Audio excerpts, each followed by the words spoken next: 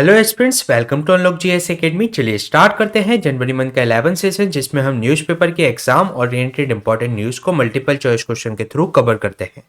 तो चलिए देख लेते हैं आज हम कौन सा टॉपिक डिस्कस करने वाले हैं। प्रीवियस 68 टॉपिक हम प्रीवियस 10 सेशन में कवर करा चुके हैं, जिसका लिंक आपको डिस्क्रिप्शन में मिल जाएगा। आज हम चर्चा करेंगे फर्स्ट कॉन्स्टिट्यूशन लिटरेट डिस्ट्रिक्ट के बारे में, देन हम जानेंगे नीलाकुरिंजी फ्लावर्स के बारे में, एशियन बाटरवर्ड सेंसस 2023 के बारे में चर्चा करेंगे और जानेंगे फाइनेंशियल सर्विस इंस्टीट्यूशन ब्यूरो के बारे में, साल्टी सेंसस 2023 के बारे में जानेंगे और चर्चा करेंगे एक फेस्टिवल माघ बिहू के बारे में, special assistance to the state for the capital investment scheme के बारे में जानेंगे और चर्चा करेंगे मार्क प्लेटफॉर्म के बारे में। तो चलिए स्टार्ट करते हैं आज का इंपॉर्टेंट सेशन। ये क्वेश्चन आपका फर्स्ट कॉन्स्टिट्यूशन लिटरेट डिस्ट्रिक्ट से संबंधित है, जिसके रिगार्डिंग आपसे पूछा गया है कि हाल ही में ये न्यूज में रहा, ये किस स्टेट में स्थित है। तो इसके रिगार्डिंग आपको चार ऑप्शन दिए गए हैं, गुजरात, केरला, तमिलनाडु या मध्य प्रदेश में। तो चलिए जान लेते हैं इसका आंसर। जो फर्स्ट कॉन्स्टिट्यूशन लिटरेट डिस्ट्रिक्ट है उसका नाम कोलम है और ये स्थित है केरला के अंतर्गत। अगर हम बात करें इसके बारे में, तो जो कोलम डिस्ट्रिक्ट है ये फर्स्ट कॉन्स्टिट्यूशन लिटरेट डिस्ट्रिक्ट बन गया है इंडिया का। इस कैंपेन के अंतर्गत जो सिटीजन्स हैं इसके जो 16.3 लाख जो पीपल हैं और उनकी एज 10 साल से ऊपर की है, यानी कि 10 साल से वह ऊपर के हैं, उनको कॉन्स्टिट्यूशन के वेरियस एस्पेक्ट्स के बारे में एजुकेट किया गया। यानी कि उनको फंडामेंटल राइट्स के बारे में उनको बताया गया, उनकी फंडामेंटल ड्यूटीज़ क्या हैं, या इसके अंतर्गत जो डीपीएसपीस हैं उसके बारे में बताया गया। तो उसके जो वेरियस एस्पेक्ट्स हैं कॉन्स्टिट्यूशन के, उसके बारे में इनको एजुकेट किया गया। अगर हम कोलम की बात करें तो जो कॉलोनियल पास्ट के अंतर्गत ये पोर्तुगीज, आपके डच और ब्रिटिश के अंतर्गत ये पराधीन रहा है। अगर हम बात करें कोलम के बारे में, तो ये जो कैसियो इंडस्ट्रीज के रूप में ये फेमस रहा है केरला के अंतर्गत और पोर्तुगीज के समय से ही फेमस रहा है। लेकिन आज भी अगर हम बात कर लें तो largest process Casio exporter in India के रूप में ये जाना जाता है। तो ये क्वेश्चन हमने डिस्कस किया फर्स्ट कॉन्स्टिट्यूशन लिटरेट डिस्ट्रिक्ट के बारे में। चलिए चलते हैं नेक्स्ट क्वेश्चन पे। नेक्स्ट क्वेश्चन आपका नीलाकुरिंजी फ्लावर से संबंधित है, जिसके रिगार्डिंग आपको 3 स्टेटमेंट दिए गए हैं। फर्स्ट स्टेटमेंट में आपसे कहा गया है कि इट इज़ अ सर्व, यानी कि ये झाड़ी है जो कि ग्रो करती है सोला फॉरेस्ट में, eastern Ghats only in south India. इसके अलावा सेकंड स्टेटमेंट में आपसे कहा गया है कि जो नीलाकुरिंजी फ्लावर्स हैं ये 6 साल में एक बार ये ब्लूम यानी कि ये ग्रो करते हैं। थर्ड स्टेटमेंट में आपसे कहा गया है कि जो प्लांट है इसका जो नाम है फेमस कुंती रिवर के आधार पर, जो कि फ्लो करती है केरला के साइलेंट वैली नेशनल पार्क पर, तो ये उसके आधार पर इसका नाम पड़ा है। तो इसके रिगार्डिंग आपको करेक्ट आंसर फाइंड आउट करना है। तो चलिए देख लेते हैं इसका आंसर। इसमें जो फर्स्ट स्टेटमेंट में जो बात की गई है कि ये जो नीलाकुरिंजी फ्लावर्स है ये एक तरीके की झाड़ी है जो कि आपके वेस्टर्न घाट के सोला फॉरेस्ट के अंतर्गत इन साउथ इंडिया, ना कि ये ईस्टर्न घाट, वेस्टर्न घाट के अंतर्गत जो साउथ इंडिया के अंतर्गत ये ग्रो होते हैं। तो ये रॉन्ग स्टेटमेंट हो जाएगा। सेकेंड स्टेटमेंट में जो बात की गई है कि जो नीलाकुरिंजी फ्लावर्स हैं 6 साल में एक बार ये ब्लूम यानी कि खिलते हैं, तो ये रॉन्ग स्टेटमेंट है क्योंकि 12 साल में ये एक बार खिलते हैं। इसके अलावा थर्ड स्टेटमेंट में जो बात की गई है इसका जो नाम है फेमस कुंती रिवर के आधार पर, जो कि फ्लो करती है केरला के साइलेंट वैली नेशनल पार्क में, तो उसके आधार पर ये नाम पड़ा है। तो ये इसके अंतर्गत करेक्ट स्टेटमेंट है, इसलिए इसका जो आंसर हो जाएगा B3 ओनली। चलिए जान लेते हैं अभी इसके रिसेंट कॉन्टेक्स्ट के बारे में। जो ministry of environment, forest and climate change है उसने लिस्ट कर दिया है नीलाकुरिंजी फ्लावर्स को under the wild life protection act 1972, जिसके अंतर्गत 6 शेड्यूल्स आती हैं, उसके थर्ड शेड्यूल के अंतर्गत इन्होंने इसको लिस्ट कर दिया है। अगर हम बात करें नीलाकुरिंजी तो इसका नाम एक साइंटिफिक नेम है स्ट्रोब्लिंथस कुथियेंसिस। इसके अलावा जो नीलाकुरिंजी है जो बिलोंग करता है एकेंथेसी फैमिली से और इसका जो जीनस है वह स्ट्रोब्लेंथस है। अगर हम बात करें नीलगिरी रेंज में, जो मन्नार जो केरला है, नीलगिरी रेंज जो आपका ट्राई पॉइंट है ये आपके कर्नाटक, केरला एंड तमिलनाडु की सीमा पर ये आपको देखने को मिलता है। तो ये इसके अंतर्गत जो केरला है वह इसका जो ब्लूमिंग ग्राउंड है। इसके अलावा इसका जो ग्रो होने का जो एलिवेशन रहता है लगभग 1300 से 2400 मीटर की हाइट पर ये उगते हैं। साथ ही साथ जो इनकी जो हाइट होती है 30 से 60 सेंटीमीटर तक होती है।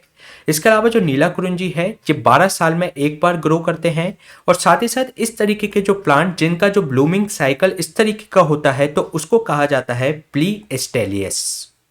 तो इस तरीके के जो अनयूजुअल जो ब्लूमिंग साइकिल्स वाले जो उनको क्या कहा जाता है, प्लीइटेशियल्स। ठीक है, इसके अलावा जो ब्यूटीफुल जो पैनोरमा है, इसमें जो लास्ट सीन जो देखा गया था 2018 में देखा गया था, मुन्नार में देखा गया था, गोदावरी, राजमाला, एराविकुलम नेशनल पार्क में ये ब्लूमिंग होता हुआ देखा गया था। अब नेक्स्ट जो कब करेगा, 12 साल बाद यानी कि 2030 में। और अगर हम नीला कुरुंची की बात करें तो इसके नाम से ही स्पष्ट है, यानी कि ये ब्लू कलर का होता है, पर्पल ब्लू कलर का ये आपको देखने को मिलेगा। इसके अलावा ये तो हमने एक कुरिंजी स्पीसीज की बात करी। इसके अलावा अदर कुरिंजी स्पीसीज भी होती हैं, जैसे कि स्ट्रेब्लेंथस कस्पाडेटस, जिसके अंतर्गत ये ब्लूम करती हैं वंस एवरी 7 ईयर्स में। साथ ही और कई कुरिंजी स्पीसीज होती हैं और उनका जो मेच्योर जो टाइम होता है वह अलग अलग, जैसे कि 7 साल इसके लिए हो गया, 12 साल हमने इसके लिए बात की। तो इस तरीके से अलग अलग सालों का उनका मैच्योरिंग पीरियड रहता है। इसके अलावा जो स्ट्रोब्लेंथस जो जीनस जो इन फ्लावर जो पैटर्न में से आता है, तो उनकी जो एनुअल अगर हम बात करें तो जो लॉन्गेस्ट जो उनका जो ग्रोइंग जो मैच्योर होने का जो पीरियड होता है वह लॉन्गेस्ट 16 ईयर तक होता है। यानी कि बस 16 ईयर में एक बार इसकी एक स्पीसीज है, बस 16 ईयर में एक बार ब्लूम करती है। इसके अलावा अगर हम बात करें नीला कुरुंजी हैबिटाट के बारे में, तो जो बिसाइड्स द वेस्टर्न घाट की बात करें तो नीला कुरुंजी ये एक आपके सेवरॉय में, जो कि ईस्टर्न घाट में भी देखने को मिल जाएगा, अन्नामलाई में के इडुक्की डिस्ट्रिक्ट में, साथ ही साथ अगेली हिल्स पलक्कड़ इन केरला में, साथ ही साथ सेंदूर हिल्स, और ये आपके जो सेंदूर हिल्स है ये आपकी बेलारी डिस्ट्रिक्ट इन कर्नाटक में देखने को मिलेगी। साथ ही साथ ये जो 2021 में ये देखने को मिला था, यहाँ पर ये ग्रो हुई थी नीला कुरुंजी। और जो नीला कुरुंजी जो फ्लावर्स हैं ये ब्लूम करते हैं हिल्स ऑफ जो बिलिकीरंगा जो रंथास्वामी जो टेम्पल है, यानी कि बीआरटी टाइगर रिजर्व है, वहां पर भी आपको ये ब्लूम होते हुए दिखाई देंगे। तो इस तरीके के हैबिटाट में ये ग्रो करती है। इसके अलावा अगर हम इसके कुछ फैक्ट्स के बारे में बात करें तो 250 कुरुंजी जो स्पीसीज हैं वर्ल्ड के अंतर्गत, और इंडिया में अगर हम बात करें तो 46 डिफरेंट कुरुंजी स्पीसीज पाई जाती हैं। और मोस्ट ऑफ द ये कहाँ पर उगती हैं, ये आपकी वेस्टर्न घाट में ग्रो करती हैं।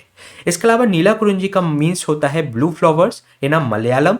अगर हम बात करें नीला कुरुंजी की तो इसके लिए एक तरीके से इंस्पायर्ड है कुंथी रिवर, जो कि फ्लो करती है साइलेंट वैली नेशनल पार्क इन केरला में, तो उससे ये प्रभावित है। इसके अलावा जो नीलगिरी जो माउंटेन है, इसका जो नाम मिला है इसको नीला कुरुंजी फ्लावर के कारण ही मिला है, जिसको ब्लू माउंटेन कहा जाता है। इसके अलावा जो कुरुंजी जो हनी है इस एक तरीके से liquid gold of its value, इसकी वैल्यू के कारण इसको लिक्विड गोल्ड कहा जाता है कुरुंजी हनी को। इसके अलावा एक यहाँ पर पालियन ट्राइब्स भी यहाँ पर रहती है तमिलनाडु के अंतर्गत, जो कि नीला कुरुंजी फ्लावर के आधार पर ही अपनी जो आयु है, अपनी जो एज है उसको कैलकुलेट करती है। तो इस ट्राइब के बारे में ध्यान रखिएगा, पालियन ट्राइब ये कहाँ की है, तमिलनाडु की है। ये क्वेश्चन हमने डिस्कस किया नीला कुरुंजी फ्लावर्स के बारे में। चलिए चलते हैं नेक्स्ट क्वेश्चन पे। नेक्स्ट क्वेश्चन है आपका एशियन वाटरबर्ड सेंसस 2023 के बारे में, जिसके रिगार्डिंग आपको 2 स्टेटमेंट दिए गए हैं। फर्स्ट स्टेटमेंट में आपसे कहा गया है कि जो एशियन वाटरबर्ड सेंसस है एक एनुअल इवेंट है, जो कि सिटीजन साइंस प्रोग्राम है, जो कि सपोर्ट करता है conservation and management of wetlands and waterbirds का। सेकेंड स्टेटमेंट में आपसे कहा गया है कि जो एशियन वाटरबर्ड सेंसस है ये पार्ट है ग्लोबल इंटरनेशनल जो वाटरबर्ड सेंसस होता है उसका, और इसको कोऑर्डिनेट किया जाता है वेटलैंड इंटरनेशनल के द्वारा। और ये इनिशिएट किया गया था, इसको स्टार्ट किया गया था 1987 में इन द इंडियन सब कॉन्टिनेंट के अंतर्गत। तो इसके रिगार्डिंग आपको करेक्ट स्टेटमेंट फाइंड आउट करना है, तो चलिए देख लेते हैं इसका आंसर। इसमें जो फर्स्ट स्टेटमेंट में जो बात की गई है कि जो एशियन वाटरबर्ड सेंसस है एक एनुअल इवेंट है, सिटीजन साइंस प्रोग्राम है, जो कि सपोर्ट करता है conservation management of wetlands and waterbirds का, तो ये इसके अंतर्गत करेक्ट स्टेटमेंट है। इसके अलावा जो सेकंड स्टेटमेंट में जो बात की गई है कि जो एशियन वाटरबर्ड सेंसस है ये part of the global international जो वाटरबर्ड सेंसस होता है उसका ये पार्ट है, और इसको कोऑर्डिनेट किया जाता है वेटलैंड इंटरनेशनल के द्वारा, और इसको इंडियन सब कॉन्टिनेंट के अंतर्गत 1987 में इनिशिएट किया गया था, तो ये इसके अंतर्गत करेक्ट स्टेटमेंट है। इसलिए इसका जो आंसर हो जाएगा सी बोथ 1 एंड 2। चलिए जान लेते हैं इसके बारे में। जो एशियन वाटरबर्ड सेंसस है ये कंडक्ट किया गया इन इंडिया में। इसके अलावा जो एशियन वाटरबर्ड सेंसस है एक एनुअल इवेंट होता है, जो कि सिटीजन साइंस प्रोग्राम के अंतर्गत ये सपोर्ट किया जाता है for the conservation and the management of wetlands and waterbirds के लिए। इसके अलावा ये पार्ट है ग्लोबल इंटरनेशनल वाटरवर्ड सेंसस का, जो कि कोऑर्डिनेट किया जाता है वेटलैंड इंटरनेशनल के द्वारा, और इसको इनिशिएट किया गया था इंडियन सबकॉन्टिनेंट में 1987 में। अगर हम इंडिया की बात करें तो जो एशियन वाटरवर्ड सेंसस के अंतर्गत ये जॉइंटली कोऑर्डिनेट किया जाता है, जो हमारी जो नॉन प्रॉफिट ऑर्गेनाइजेशन है यानी कि एनजीओ है बॉम्बे नेचुरल हिस्ट्री सोसाइटी, उसके द्वारा, साथ ही साथ जो वेटलैंड इंटरनेशनल है एक global not for profit organisation है, तो उसके द्वारा इसको कोऑर्डिनेट किया जाता है। अगर हम बात करें बॉम्बे नेचुरल हिस्ट्री सोसाइटी की, तो ये फॉर्म हुई थी 1883 में। इसके अलावा ये एक नॉन गवर्नमेंटल ऑर्गेनाइजेशन है जो कि इंगेज होती है in the conservation of biodiversity research के लिए। इसके अलावा बीएनएचएस को डेजिग्नेट किया गया है जो scientific and industrial research organisation के रूप में, यानी कि सीरो के रूप में, किसके द्वारा, department of science and technology के द्वारा। इसके अलावा जो एशियन वाटरवर्ड जो सेंसस है कंट्रीब्यूट करता है सेवरल कंजर्वेशन एक्टिविटीज, जिसके अंतर्गत जो कन्वेंशन ऑफ माइग्रेटरी स्पीसीज भी उसके अंतर्गत शामिल है, जिसके अंतर्गत आप जो कन्वेंशन ऑफ माइग्रेटरी स्पीसीज है उसको बोन कन्वेंशन के रूप में भी जाना जाता है, जो कि एक ग्लोबल प्लेटफॉर्म प्रोवाइड कराता है फॉर कंजर्वेशन ऑफ जो माइग्रेटरी एनिमल्स होते हैं उनके लिए। तो जो एशियन वाटरवर्ड जो सेंसस है, जो कन्वेंशन ऑफ माइग्रेटरी स्पीसीज है जिसको बोन कन्वेंशन के रूप में जाना जाता है, तो उसको भी ये एक तरीके से सपोर्ट करता है। इसके अलावा अगर हम बात करें, ये इम्प्लीमेंटेशन ऑफ जो ईस्ट एशियन ऑस्ट्रेलियन जो फ्लाईवे पार्टनरशिप इनिशिएटिव है, साथ ही साथ जो सेंट्रल एशियन फ्लाईवे जो एक्शन प्लान है वह इनको भी सपोर्ट करता है। जैसे कि जो ईस्ट एशियन ऑस्ट्रेलियन जो फ्लाईवे पार्टनरशिप इनिशिएटिव की बात करें, तो ये एक तरीके का इनफॉर्मल एक एंड वॉलेंट्री इनिशिएटिव है जिसके अंतर्गत ये प्रोटेक्ट करता है माइग्रेटरी बाइटर बर्ड्स को। इसके अलावा अगर हम बात करें सेंट्रल एशियन जो फ्लाईवे है एक्शन प्लान, उसके अंतर्गत ये कवर करता है Eurasia between the Arctic and Indian ocean के में। साथ ही साथ इससे संबंधित जो भी एसोसिएटेड जो आइलैंड चेन्स हैं, साथ ही साथ जो ज्योग्राफिकली अगर हम बात करें पूरे वर्ल्ड की, तो ये लगभग 30 कंट्री को ये कवर करता है, north centre and south Asia, साथ ही साथ जो ट्रांस कॉकेसस जो क्षेत्र हैं उसको भी ये कवर करता है, और भारत भी इस सेंट्रल एशियन फ्लाईवे के अंतर्गत आता है। इसके अलावा अगर हम बात करें, एक और इनिशिएटिव चलाया जा रहा है बर्ड लाइफ इंटरनेशनल के द्वारा, कि जो कि इंपॉर्टेंट बर्ड एरिया प्रोग्राम के अंतर्गत इंपॉर्टेंट बर्ड एरिया को ये घोषित करते हैं, तो उसके द्वारा भी इसको संरक्षण दिया जाता है।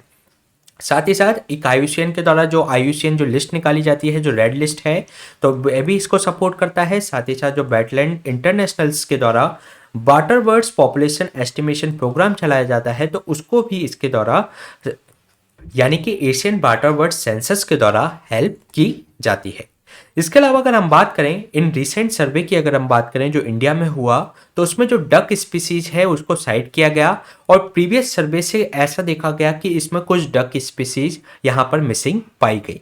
जो मोस्ट शॉकिंग एस्पेक्ट्स इसका ये है कि जो डक स्पीसीज जैसे कि नॉर्थर्न जो सोवेलर है, कॉमन जो टील है, साथ ही साथ जो यूरेशियन बिगन, जो प्रीवियस सर्वे में यहाँ पर साइट हुई थी वह यहाँ पर देखने को नहीं मिली। इसके अलावा जो की फैक्ट्स अगर हम बात करें, जो कई बर्ड्स यहाँ पर देखने को मिली उनके बारे में अगर हम बात करें, तो इसमें ये देखी गई ओरिएंटल डार्टर को, ये मेनली ये फाउंड होती है फ्रेश वाटर रिवर में, और जो भी फ्रेश वाटर पॉन्ड्स होंगे उसके अंतर्गत ये पाई जाती है, और इसके अगर हम कंजर्वेशन स्टेटस की बात करें तो ये नियरली थ्रेटन्ड में आती है।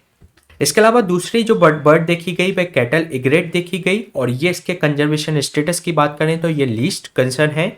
इसके अलावा एक स्पॉट बिल्ड पेलिकन्स, जो कि आपके ये ब्रीड्स है साउदर्न एशिया की, और फ्रॉम द साउदर्न ईरान से लेकर India east to the Indonesia तक ये पाए जाते हैं, और ये आंध्र प्रदेश में ये आपको देखने को मिलेंगे। इसके अलावा अगर हम इसके कंजर्वेशन स्टेटस की बात करें तो ये नियरली थ्रेटन्ड है, और वाइल्ड लाइफ प्रोटेक्शन जो एक्ट है उसके शेड्यूल 4 के अंतर्गत ये शामिल किए जाते हैं।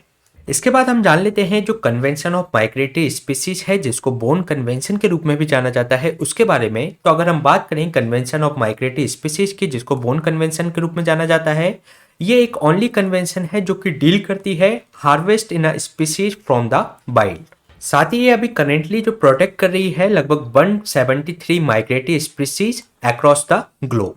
इसके अलावा इसका जो इन्फोर्समेंट एरिया जो ईयर था कि कब से ये लागू हुई, तो ये फोर्स में आई थी 1 नवंबर 1983 से, और इसका जो सेक्रेटेरिएट जो कि इसको एडमिनिस्ट्रेट करता है, इसको इस्टेब्लिश किया गया था 1984 में। इसके अलावा इसमें जो पार्टीज हैं, अगर 1 नवंबर 2019 की बात करें तो 130 पार्टीज इसके अंतर्गत शामिल हैं, और रिसेंटली इसके अंतर्गत मालदीव्स इसमें शामिल हुआ है।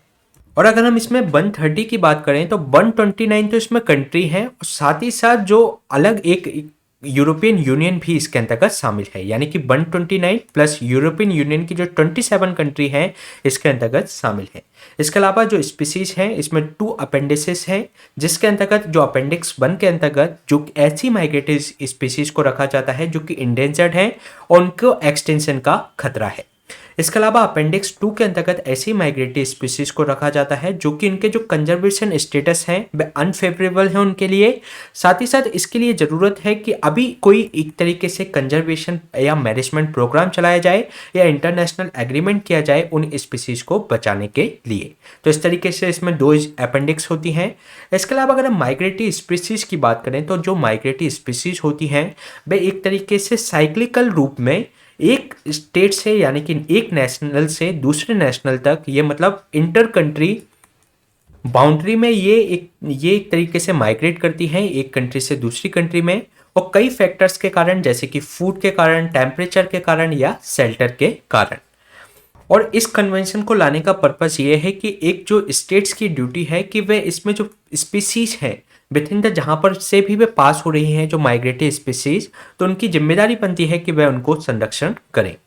इसके अलावा अगर हम बात करें इंडिया और सीएमएस के बारे में, तो इंडिया इसकी जो पार्टी बना था कन्वेंशन की वह 1983 में, क्योंकि जब इस कन्वेंशन को लागू किया गया तभी भारत इसकी पार्टी बन गया था। साथ ही साथ एक तरीके से साइन किया है इसने non legal binding memorandum of understanding के रूप में विद सीएमएस। इसके अंतर्गत जो कंजर्वेशन प्रोग्राम एंड मैनेजमेंट चल रहा है साइबेरियन क्रेन के लिए 1988 का, इसका 1998 का, साथ ही साथ जो मराइन जो टर्टल है 2007 का, डुगोंग 2008, राप्टर्स 2016, तो इसके अंतर्गत जो मेमोरेंडम ऑफ अंडरस्टैंडिंग इस कन्वेंशन के साथ साइन किए हैं और non legally binding memorandum of understanding के रूप में इनको साइन किया गया है इन स्पीसीज के लिए।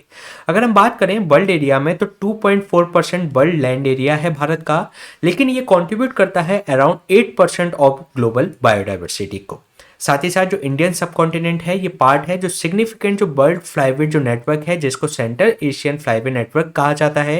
ये कवर करता है एरिया बिटवीन द आर्कटिक और इंडियन ओशियंस के बीच में, और इस पर लगभग 279 जो पॉपुलेशंस है उसके अंतर्गत जो 182 माइग्रेटरी जो वाटर बर्ड्स हैं जिसके अंतर्गत इंक्लूड हैं 29 आपकी जो थ्रेटन्ड स्पीसीज।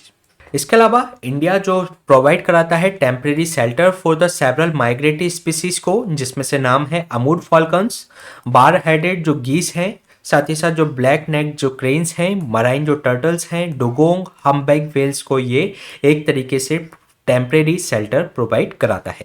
इसके अलावा जो इनॉग्रल सेशन हुआ था कोप 13 इसका आयोजित किया गया था अभी सीएमएस का, तो उसके अंतर्गत भारत ने जो अगले 3 साल के लिए जो कि 2023 तक के लिए इसने इसकी प्रेसिडेंसी इसके अंतर्गत ली है। किसके अंतर्गत? जो सीएमएस के अंतर्गत। इसके अलावा अगर हम बात करें कोप 13 की, तो इसमें जो प्रपोज किए गई थी 10 न्यू स्पीसीज को सीएमएस के अंतर्गत शामिल किया गया था, जिसमें से इंडिया की 3 स्पीसीज भी इसके अंतर्गत शामिल की गई थी, जिसमें से एशियन हेलीपेंट और बंगाल फ्लोरिकन, साथ ही साथ ग्रेट इंडियन बस्टर्ड को इसके अंतर्गत शामिल किया गया। अगर हम बात करें एशियन एलिफेंट्स की, तो ये एक नेचुरल होम है largest population of Asian elephants का इन इंडिया। साथ ही साथ ये फाउंड किया जाता है नेपाल, बांग्लादेश, भूटान एंड म्यांमार में भी। इसके अलावा ये यूजुअली रिसाइड करता है जो भी स्ट्रब लैंड्स होती हैं, जो झाड़ियाँ वाला जो क्षेत्र रहता है, साथ ही साथ आर्टिफिशियल या टेरेस्ट्रियल जो फॉरेस्ट और ग्रासलैंड्स होते हैं उसके अंतर्गत ये लोग बसते हैं। इसके अलावा ये जो लिस्ट है वह इंडेंजर्ड है आईयूसीएन की जो रेड लिस्ट में, और इसको लिस्ट किया गया है अपेंडिक्स 1 है जो convention of international trade in endangered species, जिसको हम साइट्स के नाम से जानते हैं, उसकी अपेंडिक्स 1 के अंतर्गत ये आता है। साथ ही साथ जो शेड्यूल 1 है वाइल्ड लाइफ प्रोटेक्शन एक्ट 1972 के अंतर्गत, तो उसके अंतर्गत एशियन एलिफेंट को शामिल किया गया है। इसके अलावा अगर हम बात करें ग्रेट इंडियन बस्टर्ड की, तो ग्रेट इंडियन बस्टर्ड ये one of the heaviest flying birds है इन द वर्ल्ड। इसके अलावा अगर हम बात करें, ये यूजुअली रिसाइड करती है जो ड्राई ग्रासलैंड्स होते हैं उसके अंतर्गत, जो झाड़ियों वाले जो क्षेत्र होते हैं उसके अंतर्गत। और इसकी जो लार्जेस्ट पॉपुलेशन है ये फाउंड की जाती है स्टेट ऑफ राजस्थान में। इसके अलावा जो ग्रेट इंडियन जो बस्टर्ड्स है, ये एक स्टेट बर्ड है राजस्थान की, और इसको लिस्ट किया गया है क्रिटिकली इंडेंजर्ड के रूप में IUCN की रेड लिस्ट में। साथ ही साथ इसको लिस्ट किया गया है अपेंडिक्स 1 ऑफ द साइट्स की लिस्ट में, और schedule 1 of wild life protection act 1972 के अंतर्गत इसको शामिल किया गया है। इसके अलावा अगर हम बात करें बंगाल फ्लोरिकन की, तो ये जो स्पीसीज है जो 2 डिस्टिंक्ट पॉपुलेशन से इसकी पाई जाती है। 1 ये आपकी इंडियन सबकॉन्टिनेंट्स में है, और अदर आपकी ये देखने को मिलेगी साउथ ईस्ट एशिया में। इसके अलावा जो फॉर्मर अगर हम बात करें, इसकी जो इंडियन सबकॉन्टिनेंट्स में इसकी आबादी की बात करें तो ये मेनली इंडिया के अंतर्गत उत्तर प्रदेश, आसाम, अरुणाचल प्रदेश और जो तराई रीजन है नेपाल के, उसमें ये पाई जाती है। इसके अलावा इसके इनहेबिट्स की बात करें तो ये लोलैंड जो ड्राई सीजनली जो इंडेंटेड जो एरिया होते हैं, या जो नेचुरली या सेमी नेचुरल जो ग्रासलैंड्स होते हैं, ऑफन ये अक्सर जो उन स्पेस में पाए जाते हैं जहाँ पर स्कैटर्ड जो झाड़ियाँ होती हैं या पेची जो ओपन फॉरेस्ट होते हैं, वहाँ पर ये आपको देखने को मिलेंगे। इसके अलावा इसको लिस्ट किया गया है क्रिटिकली इंडेंजर्ड के रूप में in the IUCN red list के अंतर्गत, और जो बर्ड है ये लिस्ट की गई है schedule 1 of the wild life protection act 1972 के अंतर्गत, और अपेंडिक्स 1 ऑफ द साइट्स के अंतर्गत भी ये शामिल है। और अब इन तीनों बर्ड को CMS के अंतर्गत भी शामिल कर लिया गया है। तो ये क्वेश्चन हमने डिस्कस किया एशियन वाटर बर्ड सेंसस से संबंधित। चलिए चलते हैं नेक्स्ट क्वेश्चन पे। नेक्स्ट क्वेश्चन है आपका फाइनेंशियल सर्विस इंस्टीट्यूशन ब्यूरो से संबंधित, जिसके रिगार्डिंग आपको 3 स्टेटमेंट दिए गए हैं। फर्स्ट स्टेटमेंट में आपसे कहा गया है कि जो FSIB है इसको सेटअप किया गया था under the department of financial services, जो कि मिनिस्ट्री ऑफ फाइनेंस के अंतर्गत आती है। सेकेंड स्टेटमेंट में आपसे कहा गया है कि जो FSIB है इसने रिप्लेस किया है बैंक बोर्ड ऑफ ब्यूरो को। थर्ड स्टेटमेंट में आपसे कहा गया है कि जो FSIB है एक सिंगल एंटिटी है जो कि रिकमेंड करेगी for appointment for the whole time directors और non executive chairman of public sector bank only. तो इसके रिगार्डिंग आपको करेक्ट आंसर फाइंड आउट करना है। तो चलिए देख लेते हैं इसका आंसर। इसमें जो फर्स्ट स्टेटमेंट में जो बात की गई है कि जो फाइनेंशियल सर्विस इंस्टीट्यूशन ब्यूरो है इसको सेटअप किया गया है under the department of financial services के अंतर्गत, जो कि मिनिस्ट्री ऑफ फाइनेंस के अंतर्गत आती है, तो ये इसके अंतर्गत करेक्ट स्टेटमेंट है। इसके अलावा जो सेकंड स्टेटमेंट में जो बात की गई है कि जो FSIB है इसने रिप्लेस किया है बैंक बोर्ड ऑफ ब्यूरो को, तो ये भी इसके अंतर्गत करेक्ट स्टेटमेंट है। इसके अलावा थर्ड स्टेटमेंट में जो बात की गई है कि ये जो रिकमेंडेशन देगी appointment for the whole time director and non executive chairman of public sector banks के लिए ही केवल, तो ये रॉन्ग स्टेटमेंट है, क्योंकि जो अदर इंश्योरेंस जो कंपनियां रहेंगी या जो अदर फाइनेंशियल इंस्टीट्यूशन रहेंगे तो उनके होल टाइम डायरेक्टर या नॉन एग्जीक्यूटिव चेयरमैन को भी ये रिकमेंड, उनकी अपॉइंटमेंट को ये रिकमेंड करेंगे। तो ये इसके अंतर्गत रॉन्ग स्टेटमेंट हो जाता है, इसलिए इसका जो आंसर हो जाएगा C1 and 2 ओनली। चलिए जान लेते हैं इसके बारे में। जो फाइनेंशियल सर्विस इंस्टीट्यूशन ब्यूरो है ये रिकमेंड किया है इसने जो MDs हैं बैंक ऑफ बड़ौदा और बैंक ऑफ इंडिया के MDs को इसने रिकमेंड किया है, जैसे कि इसका ये काम हमने देखा। अगर हम बात करें जो फाइनेंशियल सर्विस जो इंस्टीट्यूशन ब्यूरो है इसके की पॉइंट्स की अगर हम बात करें तो जो फाइनेंशियल सर्विस इंस्टीट्यूशन ब्यूरो है ये इस्टेब्लिश किया गया है एज अ सिंगल एंटिटी, जो कि रिकमेंडेशन करेगा appointment for the directors in a public sector banks, public sector insurers, साथ ही साथ फाइनेंशियल इंस्टीट्यूशंस में। अगर हम बात करें जो FSIB है इसका जो इसको हेड किया जाएगा farmer bank of board chairman थे जो कि भानु प्रताप शर्मा, तो उनको 2 साल के लिए ही इसका चेयरमैन बना दिया गया है, क्योंकि जो बैंक बोर्ड ऑफ ब्यूरो को ही समाप्त करके जो आपकी जो फाइनेंशियल सर्विस इंस्टीट्यूशन ब्यूरो है उसको स्थापित किया गया है। अगर हम बात करें इस न्यू एंटिटी की तो एक तरीके से रिकमेंडेशन करेगा उसके जो जनरल मैनेजर हैं या जो डायरेक्टर हैं नॉन लाइफ PSIs के, तो उसके अंतर्गत उनको रिकमेंड करने का ये काम करेगा। साथ ही साथ इसका जो अप्रूवल मिल जाएगा जो अपॉइंटमेंट कमेटी रहेगी कैबिनेट की डिपार्टमेंट ऑफ फाइनेंशियल सर्विसेज और मिनिस्ट्री ऑफ फाइनेंस से, तो ये एक तरीके से मॉडिफाई कर दिया गया है, जो कि नेशनलाइज बैंक एक रूल बना हुआ था, एक स्कीम थी management and miscellaneous provision scheme for 1980, तो उसके अंतर्गत इसको मॉडिफाई करके इसको ये अधिकार दिया गया है।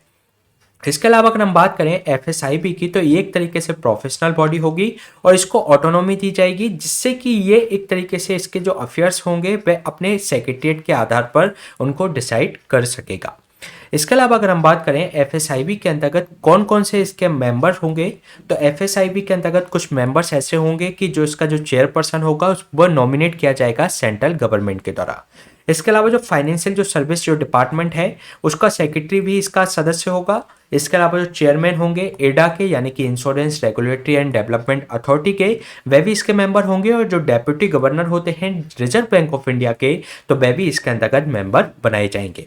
साथ ही अपार्ट फ्रॉम देम इनको जो 3 मेंबर्स हैं उनको जो नॉलेज होनी चाहिए बैंक्स की, अदर जो फाइनेंशियल इंस्टीट्यूशंस की, या 3 more with the knowledge of insurance की, तो उनको भी इसके अंतर्गत मेंबर बनाया जाएगा।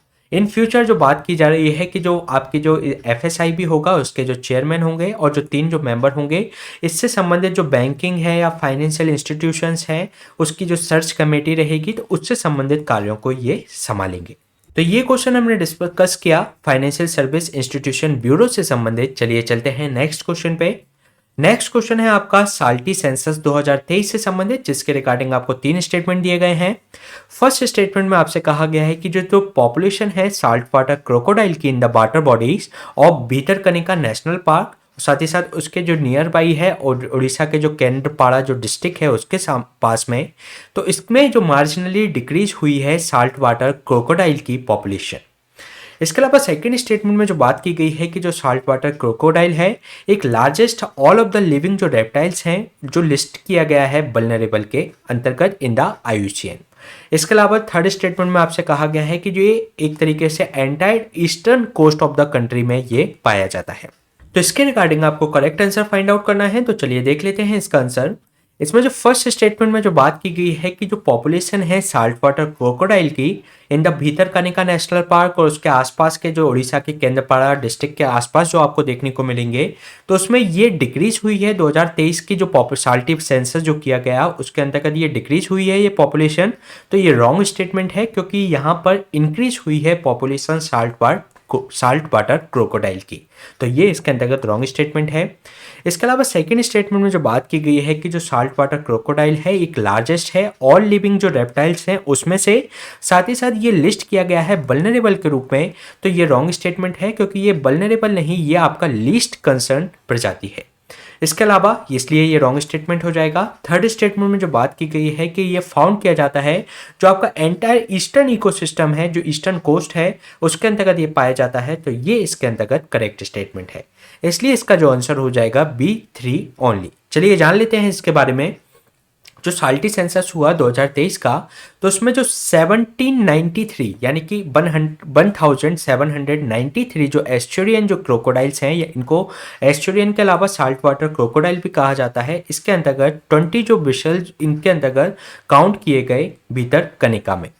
इसके अलावा अगर हम बात करें जो इसके कॉन्टेक्स्ट की, जो साल्ट वाटर क्रोकोडाइल है in the water body of the Bhitarkanika national park और इसके नियर बाई जो ओडिशा का जो केंद्रपाड़ा डिस्ट्रिक्ट है उसके नियर बाई क्षेत्र में ये मार्जिनली इंक्रीज हुए हैं इन द 2023 में, अगर हम according to the annual reptile census की बात करें तो। इसके अलावा एनुअल जो रेप्टाइल सेंसस की अगर हम बात करें तो इसमें जो टेक्निक यूज की जाती है सेंसस के लिए, तो स्पॉटलाइट किया जाता है नाइट के समय पे, साथ ही साथ GPS लगाए जाते हैं, फोटोग्राफिक इंटरप्रिटेशन किया जाता है टू द मेजर इनकी लेंथ और एज क्या है क्रोकोडाइल की उसको फाइंड आउट करने के लिए। इसके अलावा अगर हम बात करें जो डिफरेंट जो स्पीसीज हैं, 3 तरीके के क्रोकोडाइल यहाँ पर पाए जाते हैं भारत में। अगर उनको 1 बाई 1 करके हम देखें तो साल्ट वाटर क्रोकोडाइल है जिसको एस्चुरियन क्रोकोडाइल भी कहा जाता है। ये लार्जेस्ट है जो भी ऑल लिविंग जो रेप्टाइल्स हैं उसके अंतर्गत, और ये फाउंड होता है throughout the east coast of the Bhitarkanika है मैंग्रोव, साथ ही साथ जो सुंदरबन नेशनल पार्क है उसके अंतर्गत ये यहाँ पर पाए जाते हैं भारत के अंतर्गत। इसके अलावा जो इसमें जो मेल्स है उसमें जो मच लार्जर होता है in the comparison of female के, साथ ही साथ इनका जो बेंग होता है लगभग 1000 किलो के ये होते हैं। इनकी अगर हम हैबिटाट की बात करें तो जो इनहेबिट करते हैं जो कोस्टल जो ब्रैकेज जो मैंग्रोव स्वयम्स होते हैं जो कि आपके कोस्टल रीजन में पाए जाते हैं, वहां पर एक तरीके का इनका हैबिटाट होता है। इसके अलावा इनकी IUCN जो लिस्ट है वह लिस्ट कंसर्न में साल्ट वाटर क्रोकोडाइल आते हैं। इसके अलावा अगर हम इसकी जो सेकेंड स्पीसीज की बात करें तो सेकेंड स्पीसीज जानी जाती है मगर के नाम से। जो मगर क्रोकोडाइल है जिसको इंडियन क्रोकोडाइल भी कहा जाता है, इसको ध्यान रखिएगा, इसको इंडियन क्रोकोडाइल भी कहा जाता है। ये फाउंड किया जाता है थ्रू आउट द इंडियन सबकॉन्टिनेंट्स में। इसके अलावा जो मगर है ये मेनली पाया जाता है फ्रेश वाटर स्पीसीज, और जो फाउंड की जाती है लेक्स, रिवर एंड मार्सेस के अंतर्गत। और इसमें इसका जो आगे का जो मुंह होता है एक स्नाउट जैसा होता है, मतलब एक थूतन की तरह उसका जो मुंह निकला होता है। और इसकी जो की स्टोन स्पीसीज है उस हैबिटाट के लिए जहां पर ये रहता है। की स्टोन स्पीसीज वह होती है कि ये पूरे एक तरीके की वहाँ की जो डाइवर्सिटी है, जो वहाँ की बायोलॉजिकल डाइवर्सिटी है, उसको पूरी तरीके से प्रभावित करता है। अगर इनकी आबादी कम होगी तो इसका प्रभाव अन्य प्रजातियों पे भी पड़ेगा, यानी कि वह वहाँ पर की रोल प्ले करती है। इसी प्रजाति को कहा जाता है की स्टोन स्पीसीज। इसके अलावा अगर हम इसकी आयुष्यन लिस्ट की बात करें तो इसी आयुष्यन की रेड लिस्ट में इनको वल्नरेबल स्थान दिया गया है। तो मगर को वल्नरेबल, और जो हमने अभी क्रोकोडाइल देखा साल्ट वाटर क्रोकोडाइल, वह कैसा था, लीस्ट कंसर्न। इसके अलावा अगर हम बात करें घड़ियाल की, तो जो घड़ियाल है एक फिश ईटिंग क्रोकोडाइल होता है, और इसका ये ध्यान रखिएगा ये नेटिव है टू द इंडियन सबकॉन्टिनेंट्स। इसके अलावा ये जो स्मॉल रिलीज जो पॉपुलेशंस है ये प्रेजेंट की जाती है increasing in the river of the जो नेशनल चंबल सेंचुरी है वहां पर ये पाए जाते हैं। और इसके अंतर्गत जो कतरनिया घाट जो वाइल्ड लाइफ सेंचुरी है, सोन रिवर सेंचुरी है, रेन फॉरेस्ट जो बायोम यहाँ पे पाए जाते हैं इन द महानदी, सतकोसिया गोस्ट सेंचुरी उड़ीसा के अंतर्गत, तो वहां पर इनका हैबिटाट देखने को मिलता है। इसके अलावा ये जो इजीली डिस्टिंग्विशेबल होते हैं क्योंकि इनका जो नोज होती है, यानी कि जो आगे इनके जो थूतन होता है लॉन्ग स्नाउट्स के ये होते हैं। इसके अलावा आयुष्यन की अगर हम बात करें तो ये क्रिटिकली इंडेंजर्ड में इनको रखा गया है। तो घड़ियाल कैसे हो गए क्रिटिकली इंडेंजर्ड। इसके अलावा हमने मगर की बात करी थी, वो थे वल्नरेबल। इसके अलावा हमने जो साल्ट वाटर क्रोकोडाइल की बात की थी तो वह था आपका लीस्ट कंसर्न। इसके अलावा अगर हम बात करें जो भीतरकनिका नेशनल पार्क की, जो कि आपकी केंद्रपाड़ा डिस्ट्रिक्ट के अंतर्गत ये देखने को मिलेगा। ये जो पार्क है सेकंड लार्जेस्ट जो मैंग्रोव फॉरेस्ट यहाँ पर देखने को मिलेंगे आफ्टर द सुंदरबन। सबसे बड़ा कहाँ पर मैंग्रोव फॉरेस्ट है, वह सुंदरबन में है। उसके बाद अगर आपको कहीं देखने को मिलेगा तो वह आपको भीतरकनिका नेशनल पार्क के अंतर्गत मिलेगा। और ये जो एस्चुरीज में आता है, यहाँ पर कई रिवर्स यहाँ पे फ्लो होती है, ब्राह्मणी, बैतरणी, धर्मा, पाठशाला रिवर यहाँ पर आपको देखने को मिलेंगी। साथ ही साथ इसको एक रामसर साइट्स का भी दर्जा दिया गया है भीतरकनिका नेशनल पार्क को, जो कि उड़ीसा में स्थित है। इसके अलावा यहाँ पर आपको दंगामल आइलैंड भी देखने को मिलेगा, एक भीतरकनिका आइलैंड भी आपको यहाँ पर देखने को मिल जाएगा। साथ ही अगर हम बात करें जो क्रोकोडाइल कंजर्वेशन जो प्रोग्राम चल रहे हैं इंडिया में तो उनके बारे में, तो जो घड़ियाल, मगर, साल्ट वाटर क्रोकोडाइल जो कंजर्वेशन एक प्रोग्राम चल रहा है, इसके अंतर्गत तो इनका जो ब्रीडिंग और जो रियरिंग जो प्रोग्राम है, जिसमें जो 3 स्पीसीज हैं क्रोकोडाइल की जिनकी हमने बात की, साल्ट वाटर, मगर एंड घड़ियाल की, तो इसको स्टार्ट किया गया था 1975 में in the 34 places in West Bengal, Madhya Pradesh, Uttar Pradesh, Bihar and other states of India and Nepal के अंतर्गत इस कंजर्वेशन प्रोग्राम को चलाया जा रहा है। इसके अलावा दूसरा एक प्रोग्राम है बोला प्रोजेक्ट, जिसके अंतर्गत दंगामल की जो हमने बात की थी, दंगामल जो आइलैंड है उड़ीसा के अंतर्गत, तो इस प्रोजेक्ट को बोला प्रोजेक्ट को यहां पर चलाया जा रहा है। अगर हम बात करें बोला होता क्या है, तो एक तरीके का उड़िया टर्म होती है साल्ट वाटर क्रोकोडाइल के लिए इसको कहा जाता है, और दंगामेल इज द भीतरकनिका सेंचुरी में आपको देखने को मिल जाएगा। इसके अलावा जो कैप्टिव ब्रीडिंग आपका crocodile at the Nandan Kanan Orissa के अंतर्गत भी चलाया जा रहा है। उड़ीसा के अगर हम बात करें तो ये आपकी जो तीनों स्पीसीज की हमने बात करी थी, जो घड़ियाल की बात की, मगर की बात की और साल्ट वाटर क्रोकोडाइल की बात की, तो उड़ीसा ही एक ऐसा स्टेट है जहां पर ये तीनों स्पीसीज पाई जाती हैं। तो ये क्वेश्चन हमने डिस्कस किया साल्टी सेंसस 2023 के बारे में। चलिए चलते हैं नेक्स्ट क्वेश्चन पे। नेक्स्ट क्वेश्चन आपका माघ बिहू से संबंधित है, जिसके रिगार्डिंग आपको 3 स्टेटमेंट दिए गए हैं। फर्स्ट स्टेटमेंट में आपसे कहा गया है कि ये एक हार्वेस्ट फेस्टिवल है अरुणाचल प्रदेश का, जहां पर जो पीपल है एक ग्रेटिट्यूड प्रदर्शित करते हैं अच्छी फसल होने पर, और जो एंड ऑफ द जो हार्वेस्ट सीजन होता है उसके अंतर्गत। इसके अलावा जो सेकंड स्टेटमेंट है उसके अंतर्गत कहा गया है कि जो फेस्टिवल है बिहू का, ये सेलिब्रेट किया जाता है इन द थ्री फॉर्म्स में, जिसमें फर्स्ट होता है बोहाग बिहू, काटी बिहू और माघ बिहू। इसके अलावा थर्ड स्टेटमेंट में कहा गया है कि इसमें जो बिलीव किया जाता है कि जो शेयरिंग ऑफ गिफ्ट्स किए जाने चाहिए ऑफ नेचर के, साथ ही साथ जो कम्युनिटी है उसको स्ट्रेंथन किया जाना चाहिए, उनमें जो सेंस ऑफ आइडेंटिटी है, उनकी जो बिलोंगिंग है वह उसको स्ट्रेंथन करती है इसके अंतर्गत। तो ये इसके अंतर्गत आपको करेक्ट आंसर फाइंड आउट करना है। तो चलिए देख लेते हैं इसके बारे में। इसमें जो फर्स्ट स्टेटमेंट में बात की गई है कि ये एक हार्वेस्ट फेस्टिवल है अरुणाचल प्रदेश का, यानी कि जो फसल उत्सव है अरुणाचल प्रदेश का, तो ये रॉन्ग स्टेटमेंट है क्योंकि ये अरुणाचल प्रदेश का नहीं बल्कि असम का ये एक हार्वेस्ट फेस्टिवल है। तो ये इसके अंतर्गत रॉन्ग हो जाएगा। और इसमें एक तरीके से जो पीपल होते हैं वे अच्छी फसल के लिए आभार व्यक्त करते हैं, यानी कि ग्रेटिट्यूड दर्शाते हैं, और ये एक तरीके से मार्क होता है end of the harvest season का। इसके अलावा सेकेंड स्टेटमेंट में जो बात की गई है कि इसकी सेलिब्रेट किया जाता है इन द 3 फॉर्म्स में, बोहाग बिहू, काटी बिहू और माघ बिहू के रूप में, तो ये इसके अंतर्गत करेक्ट स्टेटमेंट है। इसके अलावा इसमें जो बिलीव किया जाता है कि एक जो समुदाय है उसके जो प्रकृति के जो उपहार हैं उसको साझा करने, साथ ही साथ उसको पहचान बनाने और अपनेपन की भावना को मजबूत करने में इस पे विश्वास किया जाता है, इसमें बिलीव किया जाता है कम्युनिटी के बीच में, साथ ही साथ नेचर से उनका संबंध के बीच में एक तरीके से उनको स्ट्रेंथन विश्वास करता है। तो ये इसके अंतर्गत करेक्ट स्टेटमेंट है। इसलिए इसका जो आंसर हो जाएगा वह हो जाएगा 2 और 3 ओनली। चलिए जान लेते हैं इसके बारे में। जो प्राइम मिनिस्टर ने ग्रीट किया, जो अभी माघ बिहू जो फेस्टिवल है मकर संक्रांति के समय इसको मनाया जाता है, माघ बिहू आसाम में कहा जाता है इसे, तो इस ओकेजन पे प्राइम मिनिस्टर के द्वारा इसको ग्रीट किया गया। अगर हम बात करें माघ बिहू की, तो ये हार्वेस्ट फेस्टिवल है, यानी कि फसल उत्सव है आसाम का, और जहाँ पर जो पीपल होते हैं एक्सप्रेस करते हैं अपने ग्रेटिट्यूड यानी कि आभार को कि अच्छा उनका फसल उत्सव रहा, साथ ही साथ उनकी जो फसल अच्छी रही, साथ ही साथ एक तरीके से मार्क होता है हार्वेस्ट सीजन की समाप्ति का। इसके अलावा जो बिलीव करते हैं कि शेयरिंग ऑफ गिफ्ट्स है नेचर का और विद द कम्युनिटी, तो ये एक तरीके से उनको सेंस ऑफ बिलोंगिंग देता है और उनको स्ट्रेंथन इसके अंतर्गत किया जाता है। साथ ही साथ ये जो फेस्टिवल है बिहू का, ये 3 फॉर्म में मनाया जाता है, बोहाग बिहू, काटी बिहू और माघ बिहू के रूप में। साथ ही साथ ये एक तरीके से एग्रीकल्चर कैलेंडर के आधार पर इनको इसमें देखा जाता है।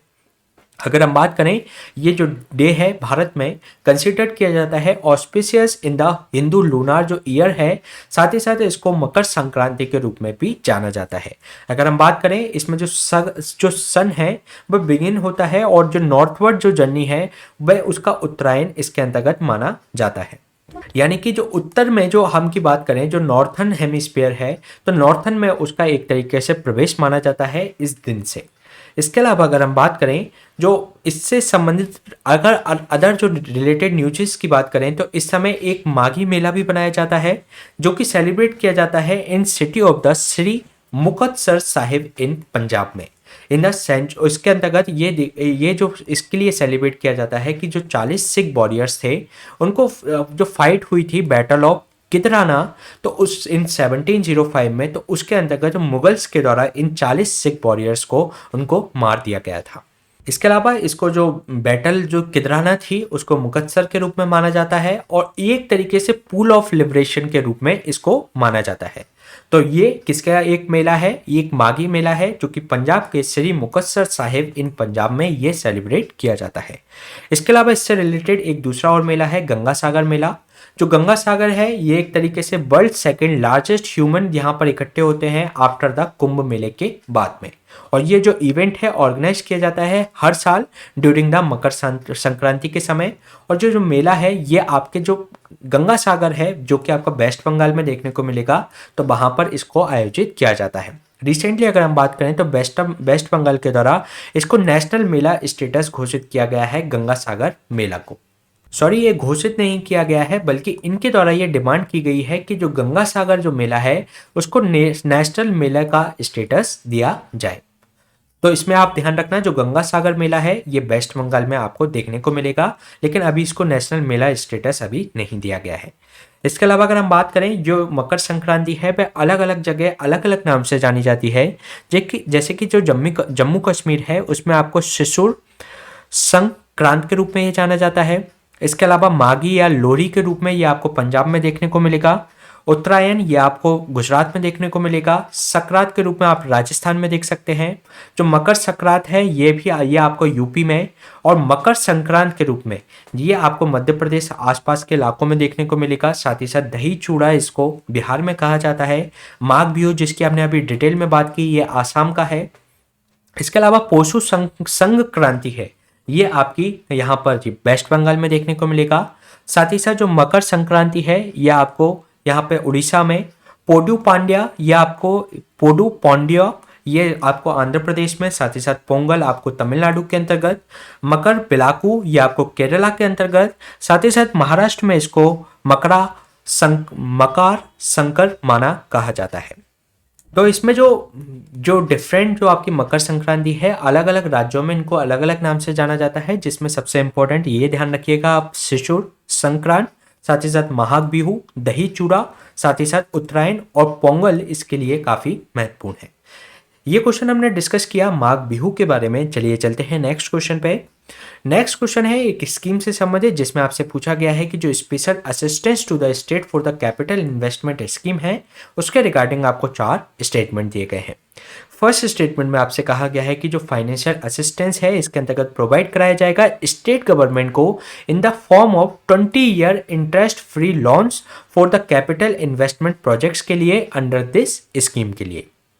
इसके अलावा सेकेंड स्टेटमेंट में आपसे कहा गया है कि इसमें जो लोन प्रोवाइड कराया जाएगा अंडर दिस स्कीम, तो ये एक तरीके से इसकी जो रेट वो रहेगी, बोरोइंग जो लिमिट रहेगी जो दी जाती है स्टेट को सेंटर के द्वारा, तो उस सीलिंग लिमिट से इसको ऊपर रखा गया है। इसके अलावा जो थर्ड स्टेटमेंट में आपसे कहा गया है कि जो प्रोजेक्ट है ये एक तरीके से कैपिटल इसमें जो लेस देन 5 करोड़ और 2 crore for the north east, तो उनको इसके अंतर्गत immediately irrespective of the sector इनको इसके अंतर्गत फंड ग्रांट प्रोवाइड कराया जाएगा। फोर्थ स्टेटमेंट में आपसे कहा गया है कि जो ये स्कीम है ये एलिजिबल है फॉर द न्यू प्रोजेक्ट, साथ ही साथ इस फंड को यूज किया जा सकता है जो आपके ऑनगोइंग प्रोजेक्ट चल रहे हैं उसके जो बिल के संबंधित जो ऑनगोइंग जो कैपिटल प्रोजेक्ट है उसके आधार पर इसको इसमें खर्च किया जा सकता है। तो इसके रिगार्डिंग आपको करेक्ट आंसर फाइंड आउट करना है।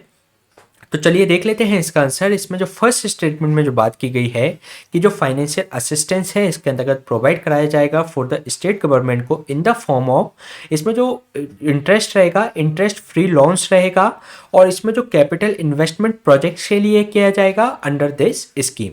लेकिन इसमें जो 20 ईयर्स के लिए इंटरेस्ट फ्री लोन्स नहीं रहेगा, ये रहेगा 50 ईयर के लिए interest free loans for the capital investment के लिए प्रोजेक्ट अंडर दिस स्कीम। तो ये इसके अंतर्गत रॉन्ग स्टेटमेंट हो जाएगा। इसके अलावा सेकंड स्टेटमेंट में जो बात की गई है कि इसमें जो लोन जो प्रोवाइड कराया जाएगा अंडर दिस स्कीम, जो भी ये स्कीम है special assistance to the states for the capital investment scheme, तो इसके अंतर्गत जो आपका इसमें जो फंड प्रोवाइड कराया जाएगा वह जो नॉर्मल जो बोरोइंग सीलिंग होती है स्टेट्स की, जो कि एक लिमिट होती है स्टेट्स की, तो उसके ऊपर इसको रखा जाएगा।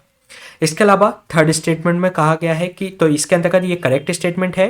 इसके अलावा थर्ड स्टेटमेंट में जो बात की गई है कि जो प्रोजेक्ट है जिनकी कैपिटल है लेस देन 5 करोड़ और नॉर्थ ईस्ट के लिए 2 करोड़ से अगर कम है, तो ये एक तरीके से ग्रांट दे सकते हैं immediately irrespective of the sector, के सेक्टर के आधार पर उनको रिस्पेक्टिव ऑफ द सेक्टर उनको इमीडिएटली ग्रांट दे दिया जाएगा।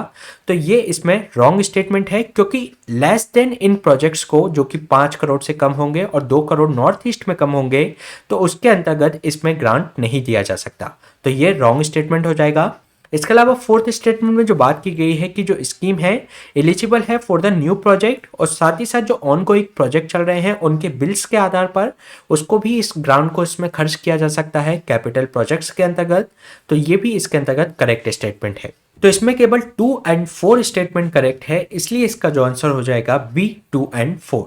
चलिए जान लेते हैं इसके बारे में। अभी यूनियन गवर्नमेंट के द्वारा एडिशनल 2000 करोड़ स्टेट्स के लिए दिए गए हैं under the special assistance for capital investment scheme to the incentivise कि यहाँ के जो स्क्रैप जो ओल्ड व्हीकल्स हैं उनको स्क्रैप करने के लिए, जिससे कि जो ओल्ड व्हीकल्स है उसको जो स्क्रैप करने के लिए लेकर आते हैं, तो उनको टैक्स इंसेंटिव देने के लिए इस फंड को रिलीज किया गया है। अगर हम बात करें इस स्कीम की, तो ये फाइनेंशियल असिस्टेंस प्रोवाइड कराता है स्टेट गवर्नमेंट को in the form of 50 year का इंटरेस्ट फ्री लोन्स इसके अंतर्गत प्रोवाइड कराया जाता है। और इसमें ये ध्यान रखिएगा ये दिया जाता है 4 केवल कैपिटल इन्वेस्टमेंट प्रोजेक्ट के लिए। साथ ही साथ इसके अंतर्गत जो बेनिफिट्स हैं, जो इन्वेस्टमेंट के अंतर्गत जो फिजिकल से ऊपर उनको रखकर स्टेट्स इसको खर्च कर सकते हैं, और इसमें जो समिट्स हैं उनको जो उसका प्रोजेक्ट है उसका नाम इसके अंतर्गत देना पड़ेगा। साथ ही साथ कंप्लीशन पीरियड के बारे में उनको बताना पड़ेगा department of union finance ministry को। इसके अलावा ये जो लोन है इस जो स्कीम के अंतर्गत दिया जाता है, जो नॉर्मल बोरोइंग जो सीलिंग्स होती हैं, नॉर्मल बोरोइंग जो लिमिट्स होती हैं, उसके अबव इसको रखा गया है। मतलब उससे अलग हटके ये एक तरीके से केंद्र सरकार के द्वारा राज्य सरकारों को सहायता दी जा रही है। इसके अलावा इसमें जो प्रोजेक्ट है जिनकी कैपिटल लेस देन है 5 करोड़ और नॉर्थ ईस्ट के लिए जिनकी कैपिटल है 2 करोड़ से कम, तो उनको रिपेयर एंड मेंटेनेंस प्रोजेक्ट के लिए इर्रेस्पेक्टिव ऑफ द कैपिटल इसके लिए वह एलिजिबल नहीं है। यानी कि 5 करोड़ से कम का होगा और नॉर्थ ईस्ट में 2 करोड़ से कम का होगा, तो उसके अंतर्गत इस प्रोजेक्ट के अंतर्गत स्टेट गवर्नमेंट के द्वारा उनको खर्च नहीं किया जा सकता। इसके अलावा इसमें जो eligible part of the scheme ये है कि जो न्यू और कोई पहले से अगर कोई प्रोजेक्ट चल रहा है, केवल नए प्रोजेक्ट के लिए ही नहीं बल्कि पुराने प्रोजेक्ट अगर चल रहे हैं, तो उसके अंतर्गत भी इसके अंतर्गत उनके बिल से संबंधित रिपोर्ट सबमिट करके उनको इसमें खर्च किया जा सकता है। तो ये क्वेश्चन हमने डिस्कस किया special assistant to the state scheme के बारे में। चलिए चलते हैं नेक्स्ट क्वेश्चन पे। नेक्स्ट क्वेश्चन एक पोर्टल से संबंधित है, एक प्लेटफॉर्म से संबंधित है, जिसके अंतर्गत आपसे पूछा गया है कि जो मार्क प्लेटफॉर्म है जिसका पूरा नाम है mentorship advisory assistance resilience and growth, तो ये लॉन्च किया गया है किस मिनिस्ट्री के द्वारा।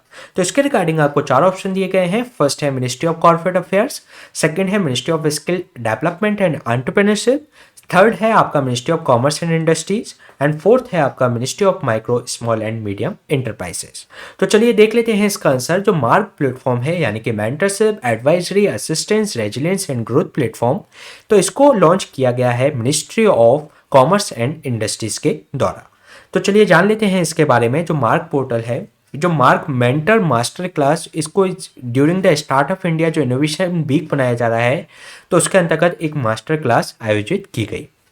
इसके अलावा जो मार्क है एक नेशनल मेंटरशिप प्लेटफॉर्म है फॉर द स्टार्टअप इंडियाज के लिए, ठीक है। और ये एक वन स्टॉप प्लेटफॉर्म है जिसके अंतर्गत इनको मेंटरशिप प्रोवाइड कराई जाएगी जो भी स्टार्टअप शुरू करने वाले लोगों को। साथ ही साथ जो स्टार्टअप है जो डाइवर्स सेक्टर्स के हो सकते हैं, फंक्शन किए जा सकते हैं, इनको स्टेजेस के आधार पर, इनकी जोग्राफीज के आधार पर, इनके डोमेन के आधार पर अलग अलग मेंटरशिप इनको प्रोवाइड कराई जाएगी। और इसका उद्देश्य ये है कि जो प्रोवाइड कराया जा सके उनको गाइडेंस, साथ ही साथ इनकी हैंड होल्डिंग, जो सपोर्ट किया जा सके स्टार्टअप्स को थ्रू आउट देयर उनकी जो लाइफ साइकिल है उसके अंतर्गत। साथ ही साथ इंटेलिजेंट मैच मेकिंग के लिए उनको फैसिलिटेट किया जा सके जिससे वह आउटकम ओरिएंटेड के स्टार्टअप शुरू कर सके। साथ ही साथ मेंटर से उससे संबंधित कोई भी उनको इन्फॉर्मेशन चाहिए है तो वे उस स्टार्टअप से संबंधित वे उनसे इन्फॉर्मेशन ले सकते हैं। इसके अलावा ये एक तरीके का मार्क प्लेटफॉर्म ये शुरू किया गया है।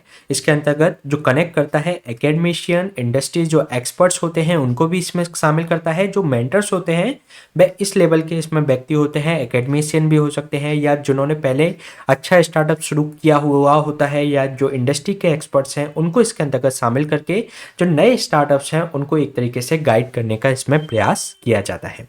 तो ये क्वेश्चन हमने डिस्कस किया मार्क प्लेटफॉर्म के बारे में। इसी तरीके के सेशन हम आपके बीच में लाते रहेंगे। आप हमसे इस टेलीग्राम चैनल से भी जुड़ सकते हैं। Please stay tuned and subscribe the unlock GS academy. Thank you.